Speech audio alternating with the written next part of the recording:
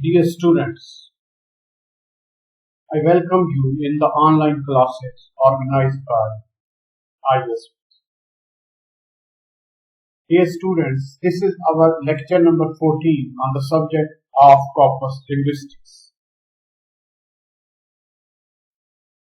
As you know that we are now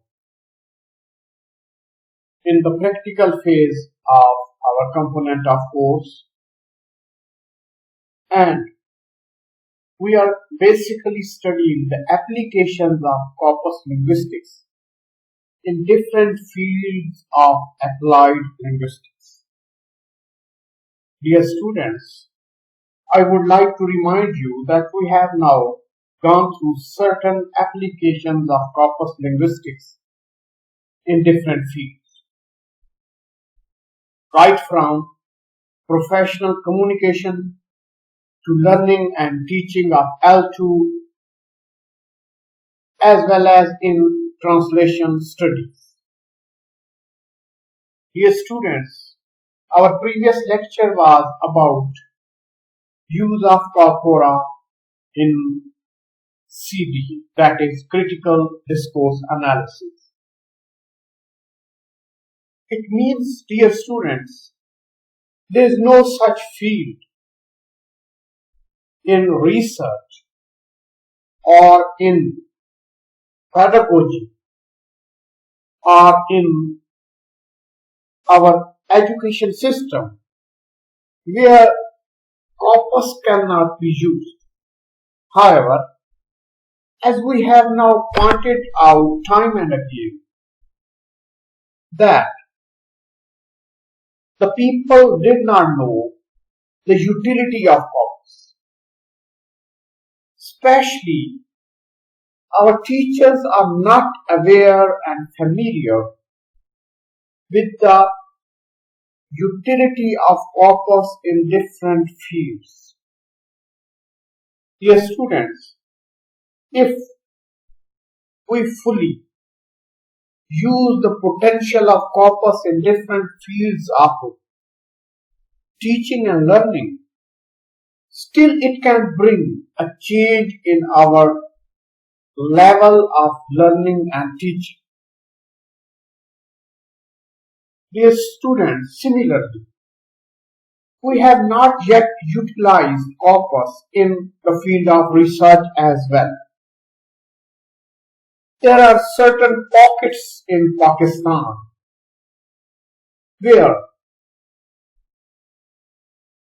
corpus is utilized as a tool of research. And we can point out those pockets in different parts of our country. And the reason why these pockets are utilizing corpus as an approach of research, because there are certain teachers who know its potential, who know how it can be used in the research. So they have been making use of this very modern kind of approach in research.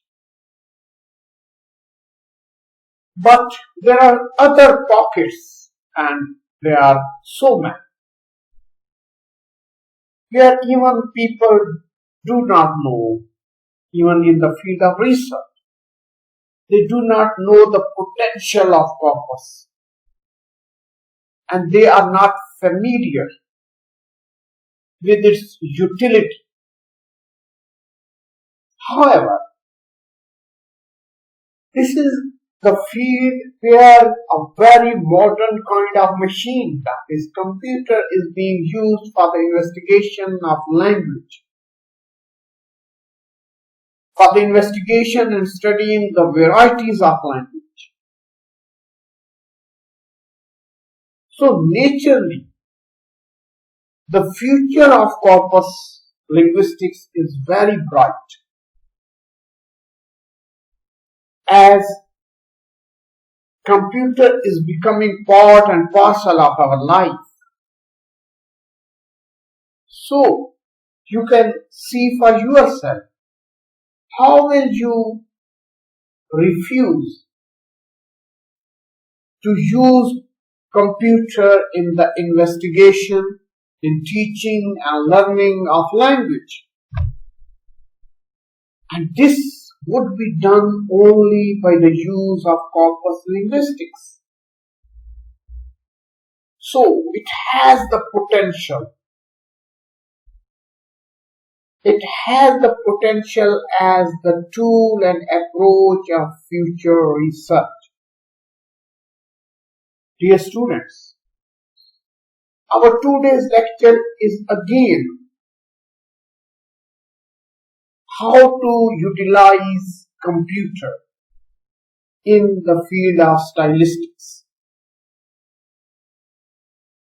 And this new kind of field is given the name of Corpus stylistics. Dear students, we are going to define style and stylistics, and then we will build a kind of relationship how corpus linguistics is related to stylistics, and so on, as we have done in the other studies relevant to different fields, in which we have shown that corpus linguistics can be very useful approach of research in different fields. Now let us look at the lecture outlines. What is style? First we are going to introduce style. Then, what is stylistics? How to do stylistics, and what are the types of stylistics? Then, objection against use of computers for stylistics. Dear students, as you know, when computer was set to be used as a research tool in the investigation of language and then stylistics, and even in CDA we have gone through it, that number of objections were raised against the use of computer for the investigation of human language. But with the passage of time, the corpus linguists answered and refuted those objections successfully. Dear students, at the end, we would study how to use computer for stylistics. Now, what is style? Style may be seen as the manner in which something is done or someone does it. I mean, this is the general definition of style. How you are doing something, that is your style. Or how someone does something, that is his or her style. Style can be understood uncontroversially when applied to language studies. Now, we are trying to introduce and define style with respect to language studies as the way in which language is used in a given context by a given person for a given purpose. So that is the definition of style, when what we mean by style in language studies. How the language is being used in a given context. For example, the context is a novel. The context might be an editorial of a newspaper. The context may be a religious discourse. So, this would be the context in which language is being used. Then, by a given person, that is the writer, or a given purpose. Purpose is whether the writer is writing a fiction, a religious discourse, or it is a newspaper editorial. Then, style could be interpreted as the reflection of an author's personality. This is a very traditional definition of style. We know that the authors reflect their personality in their writings. And when we study the style of those writings, actually we grip the personality of the author or of his linguistic habits.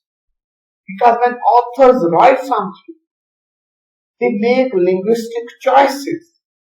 And through those linguistic choices, we can grip and understand the linguistic habits of the author.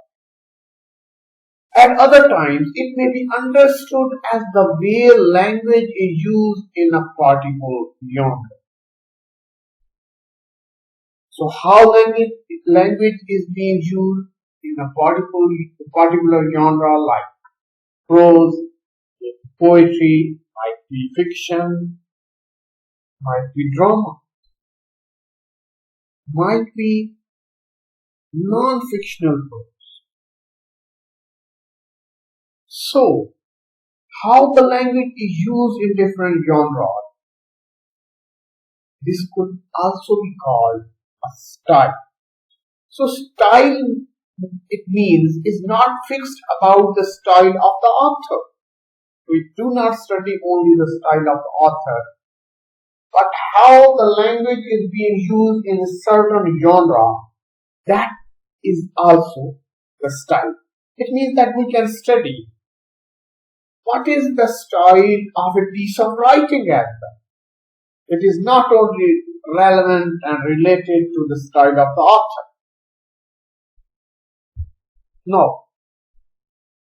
After clearing the term of style, now we are trying to define what is stylistics.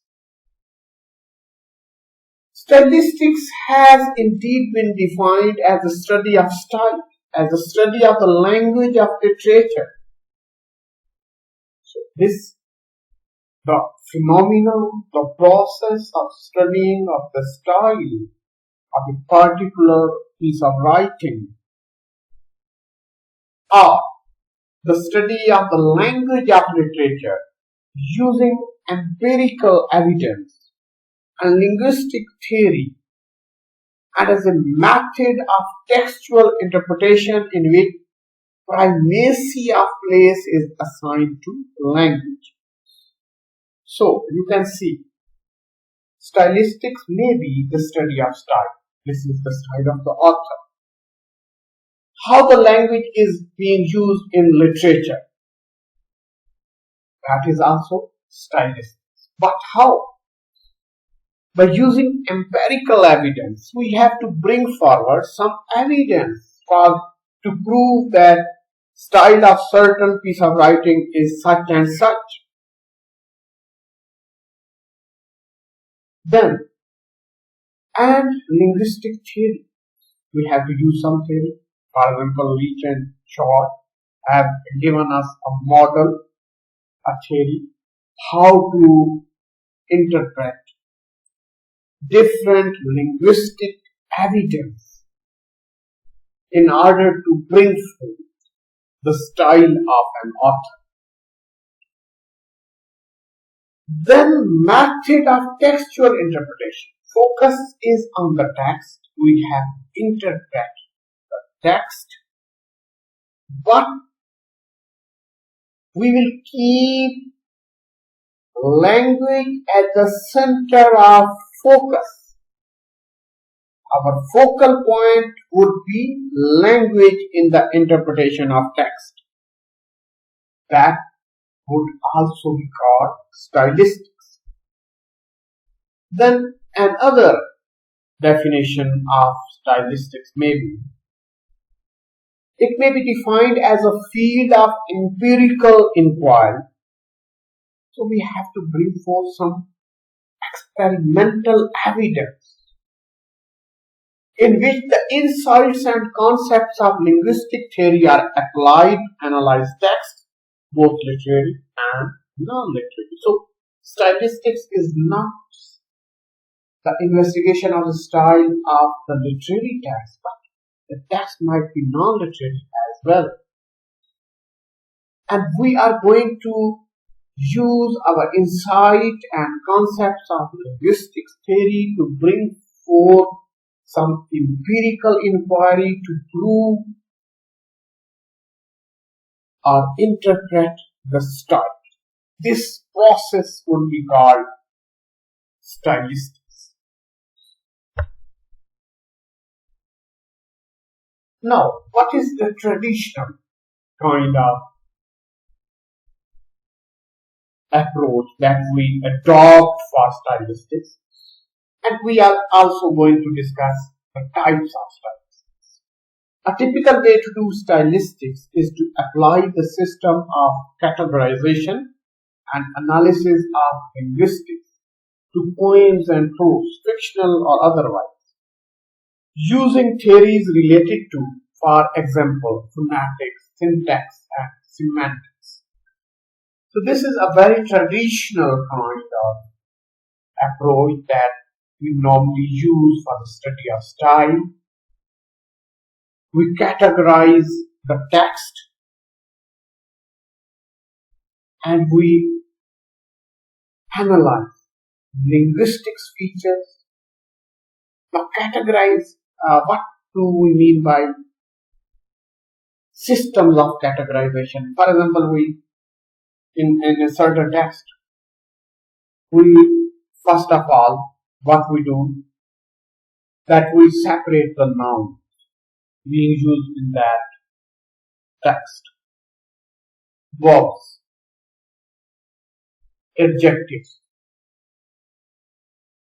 Then we apply certain theories in order to analyze these categories. For example, sometimes we apply the theories of phonetics, sounds. Then sometimes we use grammatical categories in order to bring forth some evidence on these categories. Sometimes we use semantics on the level of meaning to bring forth some result from these categories. So as we would choose different theory for the purpose of this analysis, it would go into a different type of stylistics. For example, cognitive stylistics, discourse stylistics, feminist stylistics, functional stylistics, pragmatic stylistics, and so on. So as soon as our way of looking at the categories would be different, it means that we would be going into different type of stylistics. If we are approaching those categories from a feminist point of view, and we are trying to link those categories to the feminist theories, then we are doing feminist stylistics. So these are the types of stylistics. Now, when researchers started using computer for stylistics, as we have gone through now in the last slide, what we were trying to study, the traditional approach that normally we use for stylistics.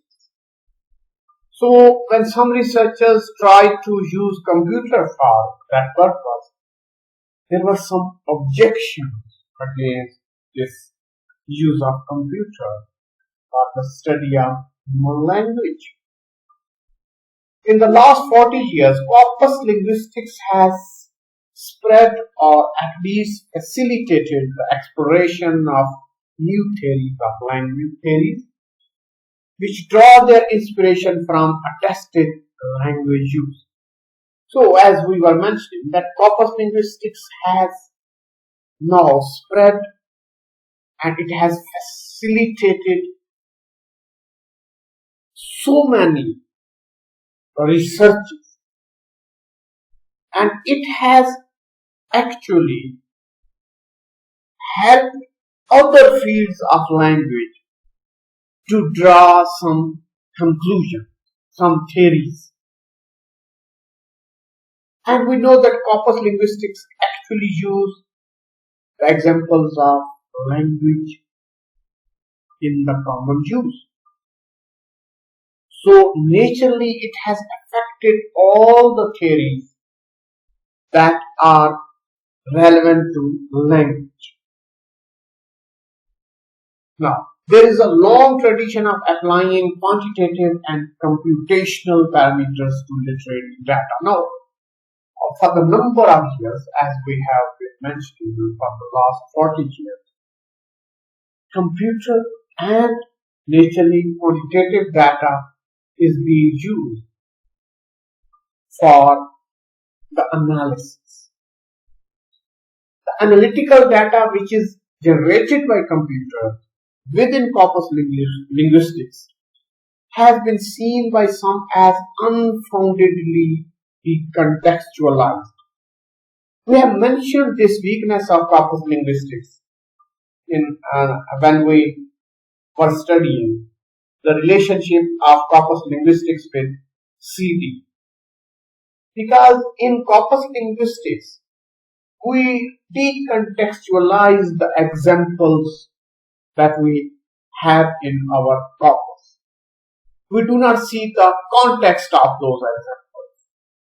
So this has been a very sound and strong objection against corpus linguistics when we try to use corpus linguistics in some area of research, especially in CDA and in stylistics, because both in CDA and stylistics, context is very important.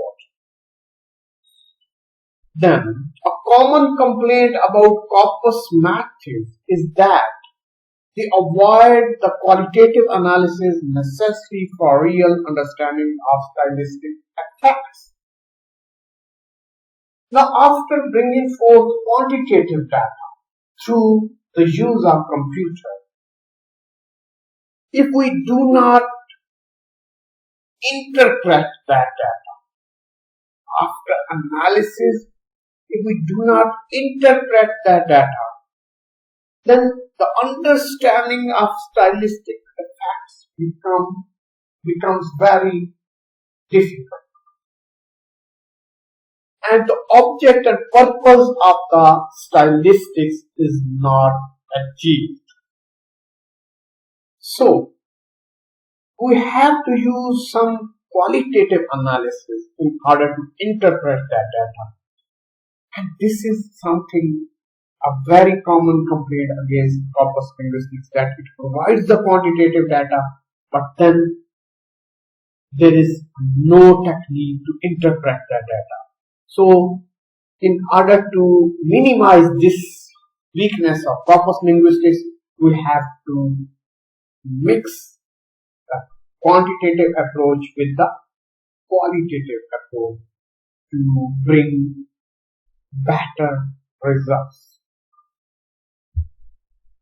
Now, we are direct onto the method of using computer or stylistics. Now, corpus linguistics is merely concerned with meaning and its insistence that the single word is not privileged. Rather, meaning is contained in lexical items. Corpus linguistics focus on this, we already know. It is concerned with meaning, number one. And it is also insistent upon the fact that a single word is of no significance, but the meaning are contained by lexical items that might be single words, compound, multi-words, units, phrases, and even idioms. This is one of the tenet or postulate of corpus linguistics. Then second, we know frequency is an important parameter for detecting the meaning of a lexical item and for making general claims about the discourse. We know frequency is very important in corpus linguistics. When we know now, we have used it number of times, that the keyword, how many times a word occurs in a text or in a corpus, that is very important. This is frequency. And through frequency, we move forward. When we have the frequency of some keyword, on the basis of its frequency, we move forward to analyze that word. Then, most software packages offer an array of facilities to compute n-grams. Now, n-grams are items which tend to appear frequently together.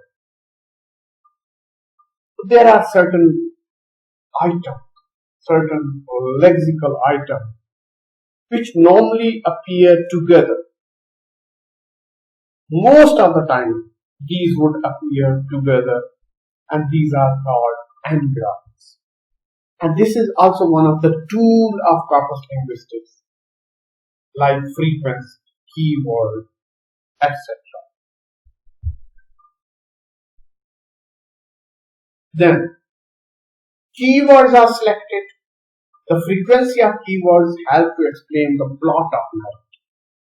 So these keywords are very important, as we have already mentioned, because we can use these keywords for a number of purposes. One of the purposes is the explanation of the plot of narrative.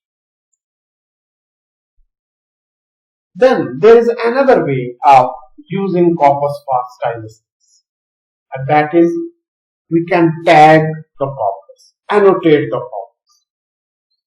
And when we would annotate it, for example, we have gone through number of types of annotation and tagging.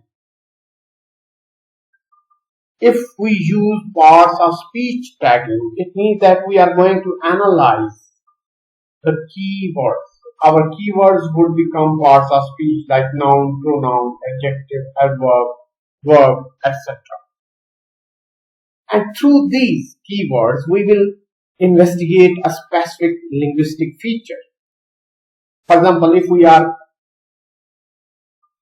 our keywords, for example, are noun, we will study the noun through that corpus, and through these nouns we will try to investigate some linguistic feature, or in order to find out about particular linguistic phenomena that could also be studied by tagging or annotating the corpus.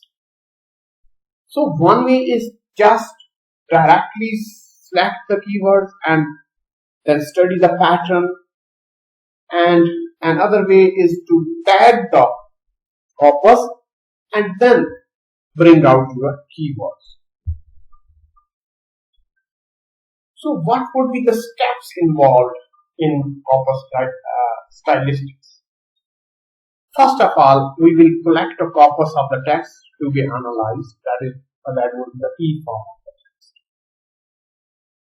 Now, one way of analysis is the multi-dimensional analysis. That is why also very modern technique of analysis, and we know that Bible, etc. These were the people who are the champions and the founders of MD analysis. But that is a bit complex, complicated method. And in this method, normally we have the data.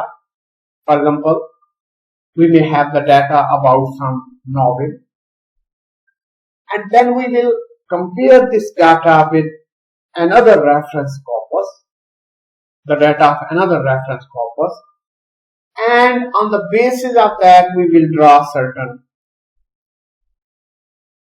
results. And then statistical techniques would be used for the analysis of those results. But there is another method as well. That is another way of analysis into the corpus under study with a view to analyzing it stylistically with the help of digital tools is by counting its token. What are the tokens? Total number of running words. How many words have been used in a particular text, in a particular corpus. And types. Tokens and then types. Types are different individual words used. And calculating the corpus keywords or words with marked frequency. So this is a second way of entering into the corpus. Just count total number of running words, and you can count it by using software. It would be done by computer. Then also count the different individual words, most occurring words, frequent words. Now these are our keywords. The most occurring words or the most frequent words are our keywords. Now, keywords are particularly effective in showing what is foregrounded in terms of themes. Right from the keywords, we can judge what are the main themes of that text, whose corpus we are studying. Then, these keywords are checked on concordance and cluster level. These we know are the tools of corpus. We will check the concordances of the keywords, the cluster of the keywords. The patterns generated by these keywords are analyzed by the researchers. So we will see the pattern. If our keywords are generating some patterns, if they are generating some patterns, we will naturally focus our attention on those patterns, because actually these patterns would point out the style of that writing or of writer. The opinion about the style of the writer and the piece of writing is formed by taking evidence from these patterns. Conclusion can be drawn about the style of the writer or about the style of the piece of writing. So this is a simple way of entering into the corpus of some text and then doing stylistics with the help of software and computer. The other way I have pointed out is use multi-dimensional analysis, which is a bit complicated, but naturally the evidence coming out of that method would be stronger, would be sound. Dear students, this was how can we use corpus linguistics or corpus in the study of stylistics. That's all from me for today. Stay safe, stay blessed.